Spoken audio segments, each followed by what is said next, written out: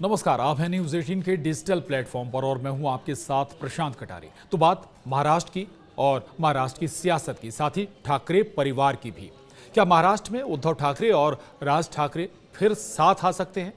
जी हाँ, ये सबसे बड़ा सवाल है कि क्या उद्धव ठाकरे और राज ठाकरे अब साथ आएंगे। महाराष्ट्र में हर किसी के मन में आज यही सवाल है। ठाकरे खानदान के इन दो क्षत्रपों ने शनिवार को अपने बयानों से खलबली मचा दी। राज और उद्धव दोनों ने अलग अलग मंच से कहा कि वे महाराष्ट्र और मराठी लोगों के हित में निजी मतभेद को किनारे रखने को तैयार हैं।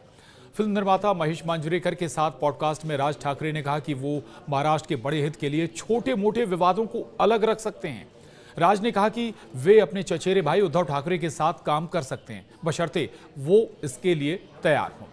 वहीं उद्धव ने भारतीय कामगार सेना की 57वीं वार्षिक आम बैठक को संबोधित करते हुए कहा कि मैं राज ठाकरे के साथ आने के लिए तैयार हूं। मैं छोटी मोटी घटनाओं को अलग रखते हुए महाराष्ट्र के हित में आगे आने के लिए तैयार हूं। मैंने सभी झगड़ों को खत्म कर दिया है। महाराष्ट्र का हित मेरी प्राथमिकता है। हालांकि उद्धव के खास संजय राउत ने दोनों भाइयों के साथ आने की एक शर्त रख दी। राउत ने कहा कि अगर राज ठाकरे और एकनाथ शिंदे बीजेपी से रिश्ता तोड़ दें तो हम जरूर उनसे बात करेंगे।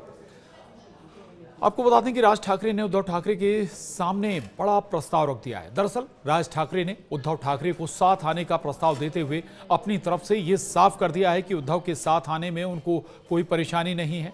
महाराष्ट्र के लिए दोनों एक साथ आ सकते हैं। राज ठाकरे के साथ आने के प्रस्ताव पर उद्धव ठाकरे का भी बयान सामने आया। उद्धव का कहना है कि उनकी तरफ से कोई झगड़ा नहीं था। महाराष्ट्र के हित के लिए वे साथ आने को तैयार हैं। तो उद्धव ठाकरे ने भी एकजुट होने का सीधा संकेत दिया है। बता दें कि उद्धव ठाकरे ने भी भाई राज ठाकरे के प्रस्ताव से सहमति जताई है। उन्होंने मिलकर काम करने के संकेत दिए हैं।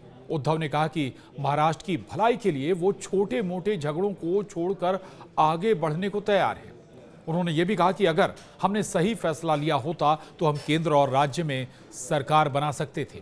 पहले उनके साथ जाओ, फिर उनका विरोध करो, फिर एडजस्टमेंट करो, इससे काम नहीं चलेगा। सिर्फ महाराष्ट्र का भविष्य फिर जो बीच में आएगा उसका मैं स्वागत नहीं करूंगा। राज का नाम लिए बिना उद्धव ने कहा कि मैं आज ही सारे झगड़ों को खत्म कर दूंगा। सबको तय करना है कि शिवसेना के साथ जाना है या बीजेपी के साथ। इसके साथ ही उन्होंने एक शर्त भी रखी। जहां इधर संजय राउत ने इसके लिए वाकई बड़ी शर्त रख दी है। उद्धव के बेहद करीबी संजय राउत कहते हैं कि राज ठाकरे ने अपनी बात रखी है, जिसमें उन्होंने कहा है कि अगर कोई गिले शिकवे हमें हैं दोनों भाइयों में तो मैं उसको नहीं रखूंगा, दूर करूंगा। महाराष्ट्र के हित के लिए उस पर उद्धव ठाकरे ने कहा कि हम भाई हैं, हमारे में कोई गिले शिकवे नहीं है, अगर कोई है तो उसे मैं मिटा दूंगा। लेकिन जिसे हम महाराष्ट्र के दुश्मन मानते हैं, शिवसेना के दुश्मन मानते हैं, उसको आप अपने घर में जगह मत देना, उनके साथ खाने पीने को मत बैठना। ये अगर आपको मंजूर है तो हम ज़रूर बात करेंगे। बहुत टाइम है, पहले हमारे घर की बात खत्म हो जाने दी जाए। आपको बता दें, दरअसल अब उद्धव ठाकरे और राज ठाकरे एक दूसरे के करीब आने की कोशिश कर रहे हैं। दोनों के विचार भी मिलते हुए नजर आ रहे हैं। इसके पीछे कई वजह। दरअसल अब बीएमसी का चुनाव बेहद नज़दीक है और बीएमसी का बजट अगर हम जिक्र करें तो कई दूसरे राज्यों के सालाना बजट से बड़ा बजट होता है। यानी कि हर पार्टी की कोशिश होती है कि बीएमसी में उसकी सत्ता हो। दूसरी तरफ राज ठाकरे का जो सियासी भविष्य है वो भी अधर में लटका हुआ है। दूसरी तरफ उद्धव ठाकरे की सियासत भी इस वक्त पिछड़ी हुई नजर आ रही है। ऐसे में दोनों को लग रहा है कि अगर साथ आएं तो फिर हो सकता है कि महाराष्ट्र में कुछ बड़ा किया जा सकता है। आपको थोड़ा नेपथ्य में भी लिए जाते हैं।